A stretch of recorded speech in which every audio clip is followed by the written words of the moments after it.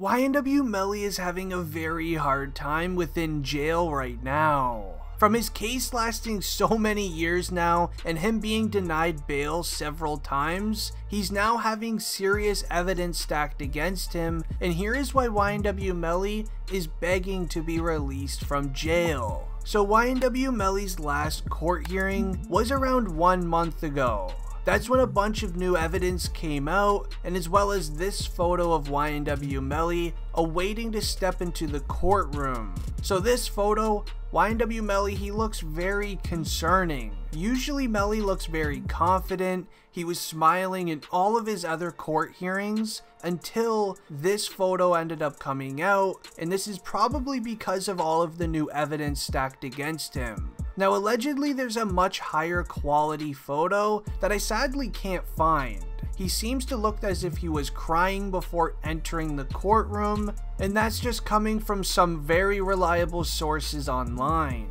But even in this low quality photo, you can tell that something is just off with him right now.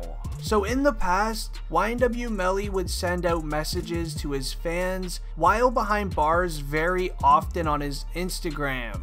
Lately, besides promoting his new album, he has not given out a message to his fans saying that he's gonna be out soon and that everything is going okay. Now when YNW Bortlen actually requested house arrest with Melly just around half a year ago, that's actually when the courtroom ended up getting massive evidence against YNW Melly of him admitting to doing the act towards Juvy and Sakchaser. YNW Melly and his lawyers have been pushing for him to get house arrest now for almost 2 years, and having Bortlen be accepted for it is actually very concerning for YNW Melly.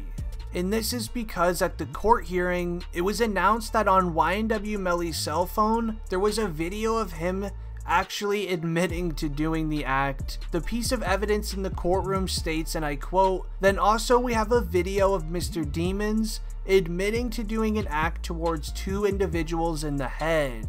And then they also found a message on Snapchat on Melly's phone again, saying to his girlfriend at the time, and I quote, "I keep Bortlen with me cause at the end of the day, he did one of the realest stuff in my life."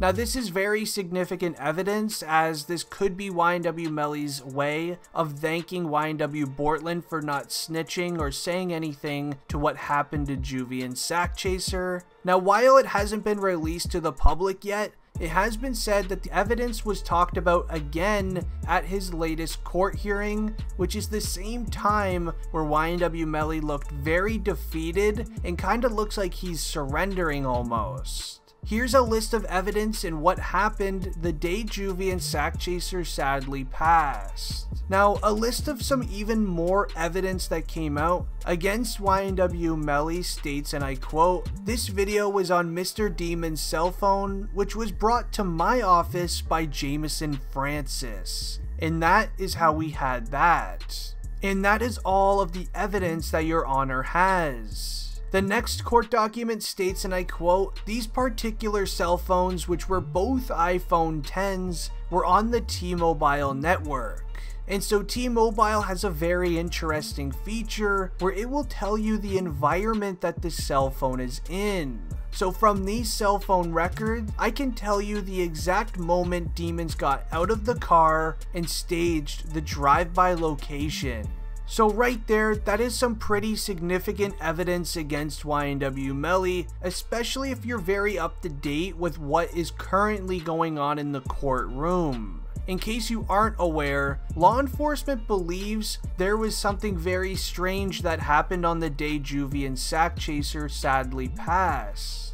Now this whole thing starts on October 26th in 2018. Law enforcement believe that around 3:30 in the morning, YNW Melly, YNW Juvy, YNW Sakchaser, and Bortlen were all at a recording studio getting work done for one of Melly's new projects until their session was over. When it was time to go home, they all 4 of them hopped inside of the Jeep and started heading home. The driver of the vehicle on this day was Cortland Henry, otherwise known as YNW Bortlen, and YNW Melly was sitting directly behind him.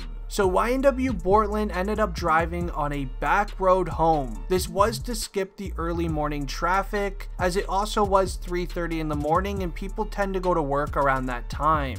While law enforcement does not know exactly what happened inside of the vehicle, the theory is that once the car was pulled over, there was a distraction made to catch Juvy and Sakchaser off guard. When that happened, YNW Melly ended up doing the act towards them inside of the vehicle.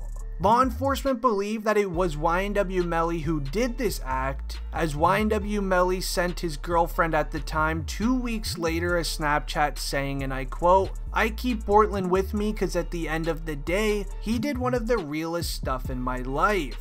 Now this could be YNW Melly's way of thanking Bortlen for remaining loyal and not snitching. But there also is the piece of evidence where YNW Melly was recorded of him saying that he did the act towards Juvy and Sakchaser while having a hand motion of him pretending that he was using a firearm.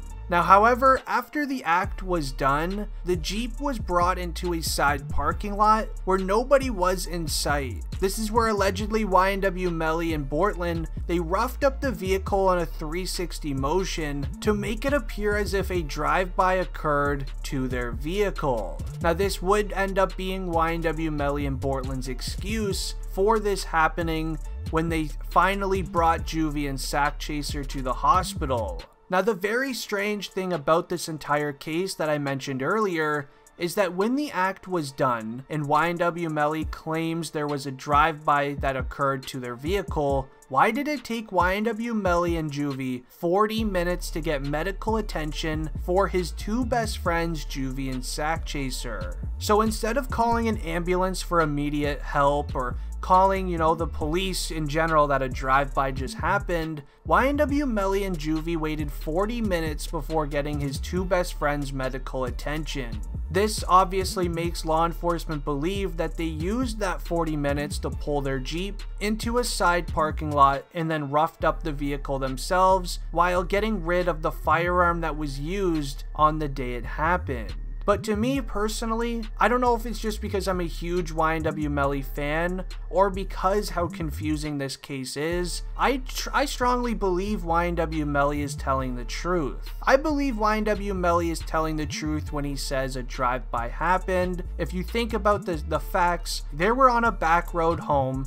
There is no security cameras or stoplight cameras. YNW Melly is a very, very popular person. Somebody could have been staking out his vehicle while at the recording studio, and when he pulled out, they could have followed him. But anyways, that's my personal opinion. I strongly hope YNW Melly gets released, and if you do too, leave a like and don't forget to subscribe. I'm out. Peace.